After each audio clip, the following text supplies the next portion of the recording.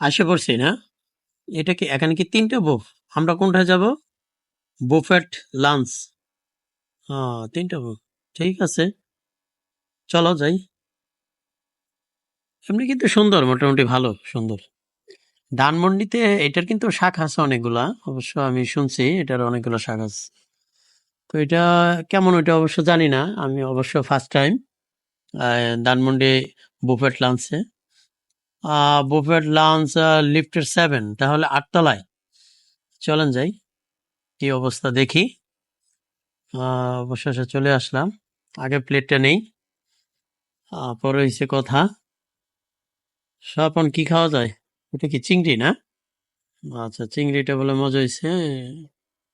এটা কি আরেকটু নেই? এটা কি চিকেন নাকি কারি? আচ্ছা, পাকোড়া। ঠিক আছে, তোমরা খাবার নাও, যে যে সবাই খাবার নাও, খাবার নিয়ে নাও।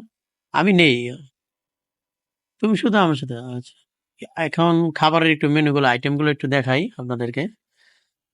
এই যে দেখেন, শুরুতে নাম আসলে আহ, বইলা শেষ করতে পারবো না, আমি শুধু দেখাচ্ছি আপনাদেরকে। শুধু আইটেমগুলো দেখেন, ধানমন্ডি বুফেট 7-এর আইটেমগুলো। কিন্তু এর চেয়ে উত্তরা অনেক ভালো। উত্তরার যে বুফগুলা, ওইটাতে অবশ্য অনেক মানসম্মত। কিন্তু এখানে বেশিরভাগই চিকেনের আইটেমটা একটু বেশি, আমি যেটা এখন ঢুকেই দেখতে পারলাম। সবকিছু চিকেনের আইটেমটা একটু বেশি। এই দেখেন, দেখতে থাকবে। এটা সালাতের আইটেম সবই অল্প অল্প। কেক তো খাইয়া সাফা বানাই ফেলাইছে, আমি খামু কি? ফিরনি মিন্নি, শ্যামাই। ওরে আল্লাহ রে, এটা কি বাবা রে! শ্যামাই তো অনেক আইটেমের। সবন, নাও নাও, যেটা ভাল লাগে নাও।